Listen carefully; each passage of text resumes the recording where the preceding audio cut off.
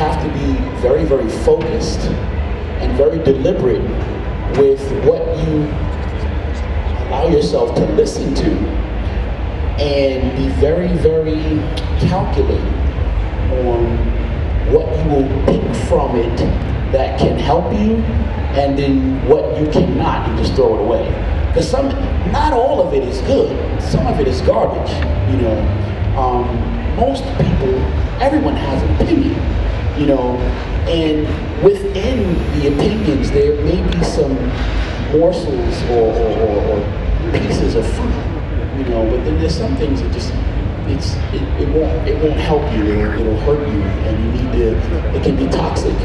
So, you know, it's always important to listen or hear, and then there are times when you may need to be sensitive enough to your own self and recognize, okay, well, you know, I might not even be in the right place to hear this, you know, and be as effective with being able to glean from it what will be of fruit and value. So I might need to put this on my shelf for later, you know, which is a skill, you know. But to be the success that you dream of, sometimes, you know, we have to stretch beyond where we are and maybe acquire new skills, you know, new sets of skills. Being able to hear criticism is one, but also being able to extract from the criticism the things that are going to be of fruit to you, and being able to discard the rest of it. So that, again, starts to talk about the development of other skills. All right, okay, we've got another question. Yes, God, you're a man of great words. First time I've heard you speak. Is there a symbolism between your hair and the Samson? In terms of your hair is what keeps you as far as the power and the perception that it gives you. Wow, that's pretty cool. I never really thought of it quite exactly like that. But I will say this. I remember being a teenage bodybuilder coming up, and I remember looking at Sean Ray. And one thing that I thought was just so amazing about Sean Ray's, the ideas that I thought Sean Ray represented for me, at least in this moment when I looked at it, was if you took all of the top 10 pro bodybuilders on the Olympia stage that year, and you shadow blackened all of them, and you just had nothing but their silhouettes, you know, standing on the stage in front of you, how do you identify who from whom?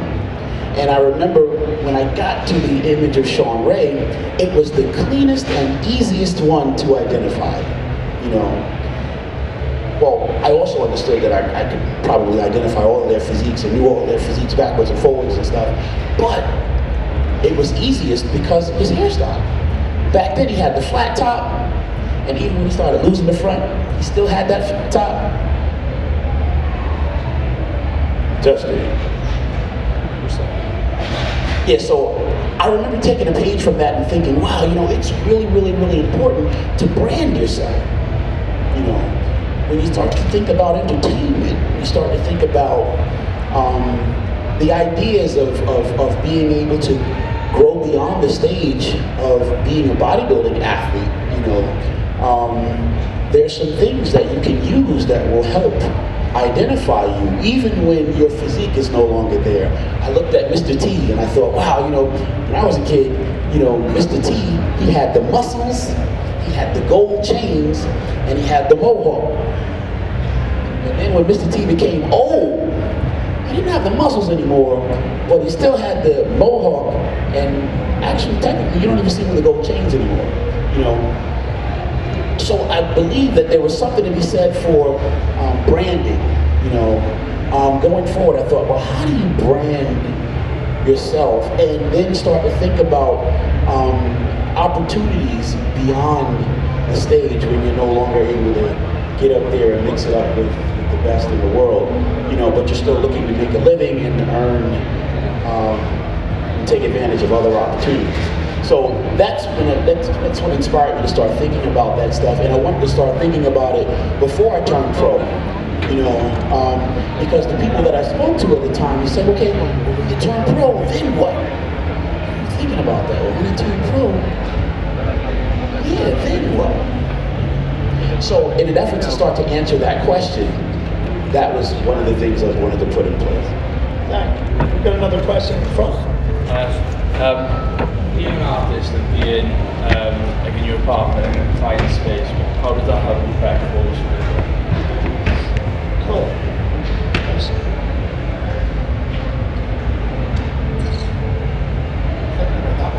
Well, there's a lot to be said for that. Prepping for the Olympia doesn't just start 6 weeks or 16 weeks or 12 weeks out from your competition. Prepping for the Olympia occurs years in advance. You know, there's a conscious mind that I'm aware of that helps me make decisions with being able to see my physique from the back, from the side, from the front, from every angle, 3/4 and so on, you know. And I credit the development of that eye from being able to draw and see and envision in my mind what I want to see. It's helped to improve my training. You know, I believe that as a bodybuilder, I identify that more than anything else, I'm invested in my development, personal development. And a lot of times when we start to talk about personal development, you can't just look at something for what it is. You have to be able to also see it for what you want it to be, and recognize that the ability to make and shape it is in your hand to do. So, you know, with that, we're now talking about being able to make leaps of faith.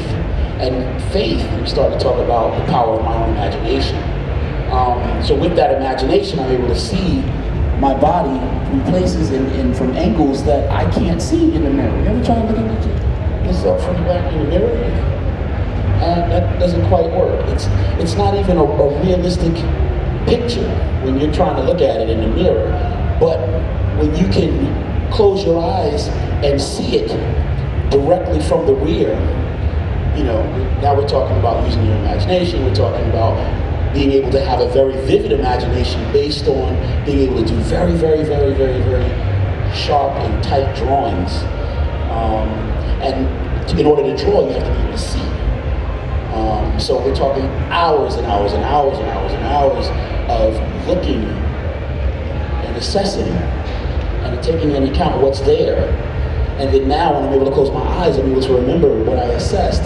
And now I'm able to use that to help fuel that third eye, my imagination.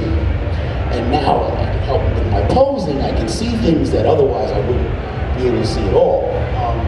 So to answer your question, one, how does that help me get ready for the Olympia? Well, it helped to improve my training. It helped to improve my ability to see things the way I need to see them, and not necessarily for what they were at the time. You know, someone can look in a mirror and see a 14-inch bicep or a 14-inch arm staring back at you, and just think that that is it. That's all that there is. But when you look with the mind of a visionary or a mind of a manifestor, or when you look with the artistic eye, you're able to see not what it is, but what it can be. And you're able to go and work and make these giant leaps of faith based on the image that you have in your imagination. And this becomes fuel for that visualization process that you hear a lot of people talk about. So you're able to look and see what is, imagine it for what it can be, and then use that as the image that you work towards as you assess and create in reality. Does that make any sense? I don't want to lose nobody, but I'm just trying to answer your question. Yes, my art, things that I've been able to do when working in that small apartment that relate to my art, it has helped me get ready for the Olympia, but not just for the Olympia, but for everything in between and beyond. Kai, I'm sorry to rush you, dude, but we've got like 4 minutes and time for one more question, which is pretty good to finish on. Kai, just wondering, do you have a favourite motivational quote, which is either your words or one that you've heard which inspires you? Yeah, absolutely. Cool. I'll share it with you if you want to hear it. Brenda Byrne wrote a book called The Secret. A lot of people are very familiar with it. the idea that they continue to come back with and celebrate as a mantra is thoughts become things. When I really started to understand that, I recognized how powerful, your thinking is. Powerful enough to hold a defeated person in a position of being defeated forever. And certainly powerful enough to take a person that starts out in a position of weakness and graduate to the highest levels of their own success and personal achievement. I do believe that thoughts are powerful. Your thoughts are powerful. I believe that the man that's able to harness his thinking, to control his thinking, and focus on the things that he wants to think about, is that much more likely to create the picture of the reality that he wants for himself and the world around him. All right, well,